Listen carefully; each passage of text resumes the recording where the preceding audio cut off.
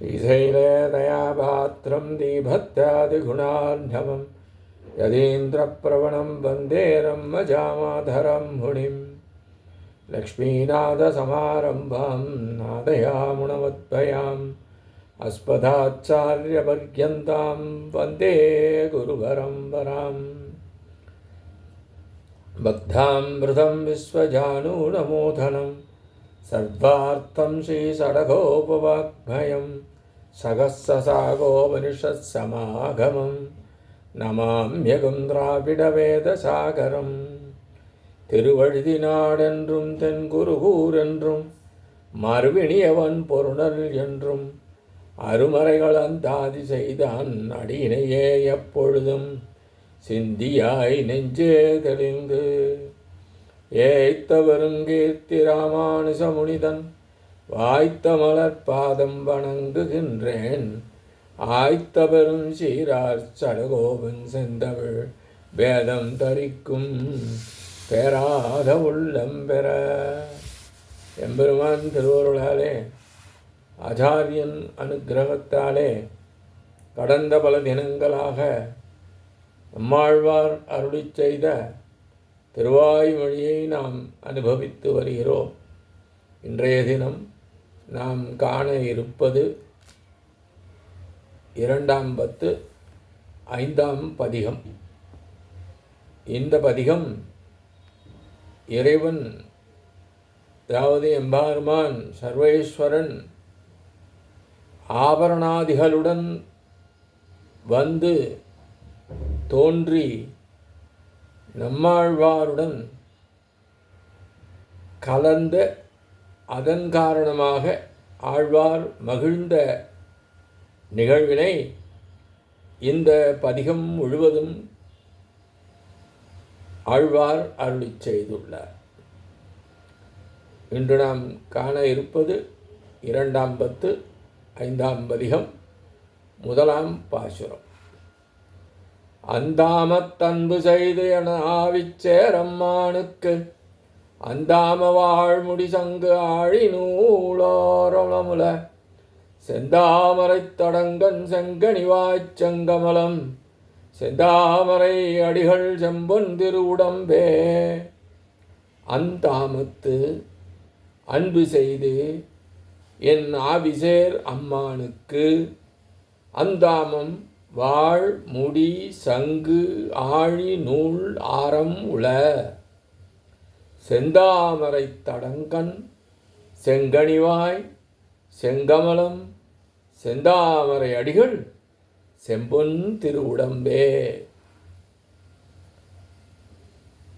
பரமபதத்திலே எந்த அளவுக்கு சர்வேஸ்வரன் விருப்பம் கொண்டுள்ளானோ அதே அளவிலான விருப்பத்தை எனது ஆத்மாவில் செய்து தாழ்ந்த எனது மனதில் வந்து பொருந்திய சர்வேஸ்வரனுக்கு இவனே எஜமானன் என்று மறைமுகமாக உணர்த்தவல்ல அழகான மாலைகள் உள்ள திரு அபிஷேகம், சங்கு மற்றும் சக்கரம், முப்புரிநூல், முத்துமாலை போன்ற அனைத்தும் உள்ளன.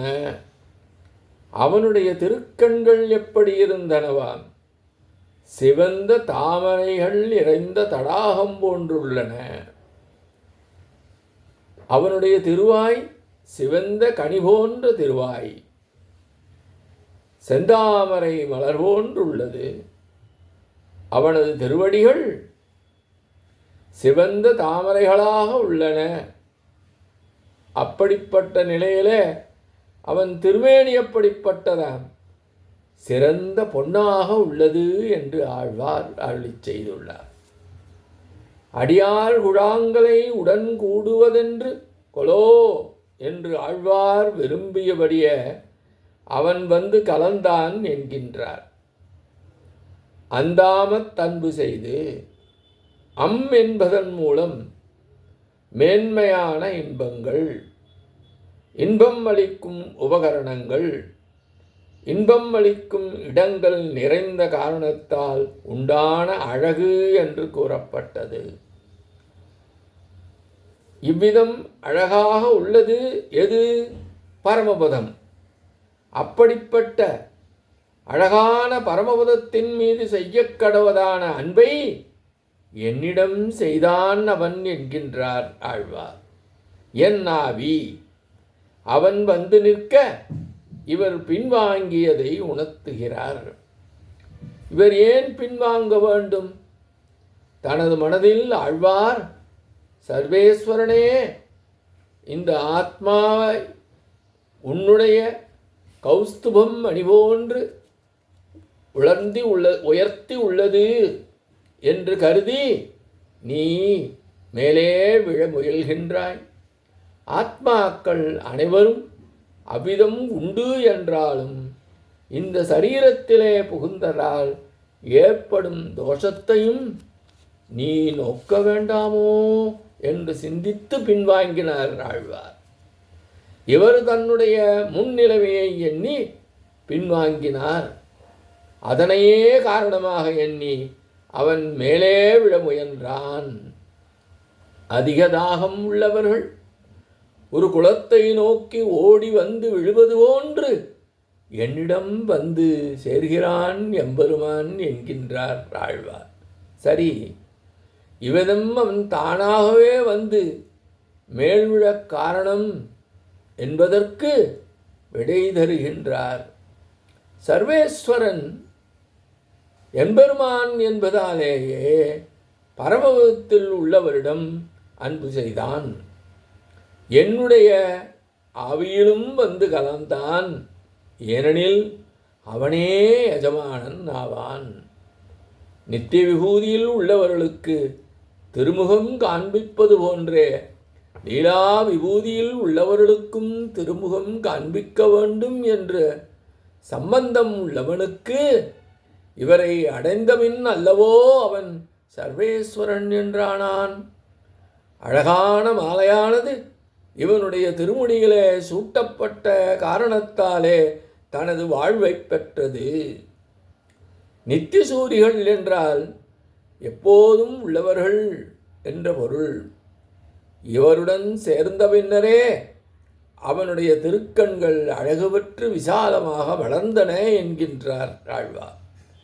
இவனுடைய மாற்றம் என்பது கர்மம் காரணமாக ஏற்பட்ட மாற்றம் அல்ல.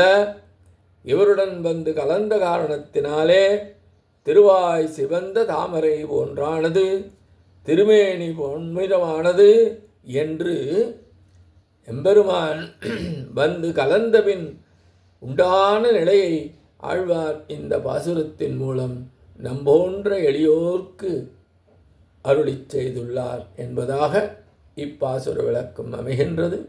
இத்தோடு இன்றைய காலை நிறைவு செய்கின்றோம். எம்பெருமான் திருவடிகளே சரணம். நம்மாழ்வார் திருவடிகளே சரணம். எம்பார் திருவடிகளே சரணம்.